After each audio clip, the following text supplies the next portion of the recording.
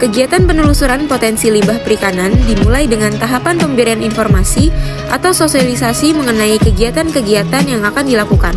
Beralih ke tahap berikutnya, yaitu pemberian materi dan diskusi terkait limbah perikanan. Di sini, kita akan menuju lokasi penelitian yaitu PPP Pondok Dadap yang berlokasi di Pantai Sendang Biru. Lokasi ini dipilih karena memiliki potensi perikanan yang tinggi, di mana di lokasi ini juga terdapat tempat pelelangan ikan. Penelusuran di PPP Pondok Dadap dimulai dari pengambilan sampel menggunakan botol polietilen sebanyak 1 liter, kemudian dilakukan pengukuran parameter pH pada lokasi tersebut. Di sini merupakan lokasi pelelangan ikan, di mana terjadi kegiatan sosial berupa jual beli ikan. Di balik kegiatan tersebut, ada dampak buruk yang ditinggalkan, salah satunya adalah munculnya potensi limbah perikanan. Selanjutnya, dilakukan uji test kit untuk mengetahui nilai amonia dan nitrit di lokasi penelitian.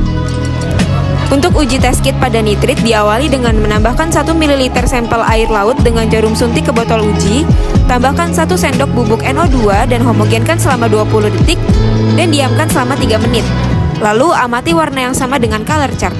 Untuk amonia, tambahkan 2 ml sampel dengan jarum suntik ke botol uji, tambahkan 1 ml reagen, diamkan 3 menit dan aduk 10 detik, lalu amati warna yang sama dengan color chart. Beralih menuju analisis laboratorium, dilakukan kembali uji amonia dan nitrit. Selain itu, dilakukan juga uji TOM atau Total Organic Matter. Uji amonia di laboratorium dilakukan dalam beberapa tahap. Pastinya yang pertama kita harus menyiapkan alat dan bahan, lalu mengkalibrasi alat-alat yang digunakan. Setelah itu, kita bisa mencampurkan 25 ml sampel air laut dengan 0,5 ml Nestler. Setelah itu, ditunggu selama 3 menit dan amati hasilnya dengan spektrofotometer. Uji nitrit di laboratorium dilakukan dengan mencampurkan 10 ml sampel air laut dengan 4 tetes sulfanilamid, lalu homogenkan dan diamkan selama 3 menit. Tambahkan 4 tetes NED, homogenkan dan diamkan selama 10 menit hingga berwarna merah muda, lalu amati hasilnya dengan spektrofotometer. Kuvet yang telah dibersihkan dan diisi sampel kemudian dimasukkan ke dalam spektrofotometer secara hati-hati dan pastikan untuk meletakkannya dengan seimbang.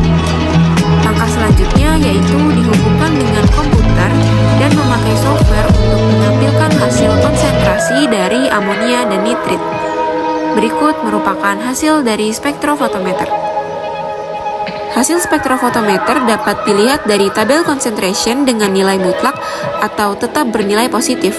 Hasilnya memakai 3 angka di belakang koma untuk menghindari angka. Selanjutnya, untuk uji TOM atau Total Organic Matter dilakukan dengan beberapa tahap, yaitu dengan menambahkan 25 ml sampel air laut pada Erlenmeyer, lalu tambahkan 4,75 ml KMNO4 dan 5 ml H2SO4 dengan perbandingan 1:4. Lalu, panaskan hingga suhunya mencapai 75 derajat.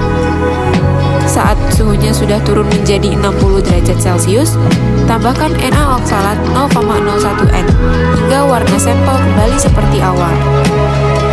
Lakukan titrasi KMNO4 0,001 N hingga sampel berwarna merah muda pertama.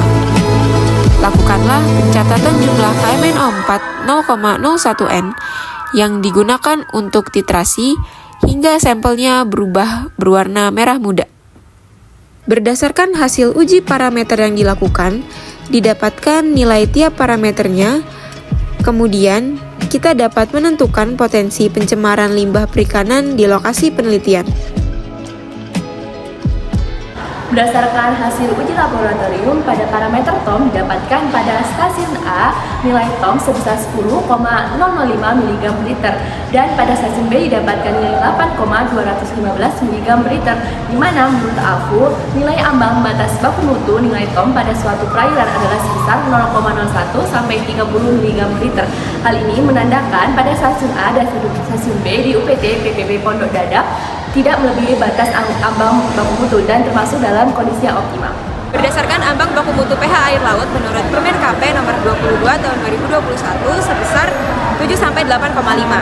Sementara itu pada kondisi lapang di stasiun A di UPT Pondok Dadap sebesar 7,9 dan pada stasiun B sebesar 8,15. Sehingga dapat disimpulkan bahwa pH air laut yang ada pada UPT Pondok Dadap tergolong optimal. Ambang baku mutu amonia pada perairan air laut yang dimuat dalam peraturan pemerintah nomor 22 tahun 2021 yaitu sebesar 0,3 mg per liter.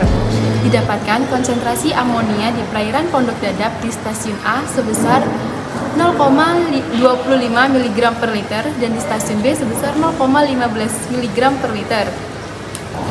Sedangkan konsentrasi saat analisis laboratorium di stasiun A didapatkan hasil sebesar 0,03 mg per liter dan di stasiun B sebesar 0,028 mg per liter.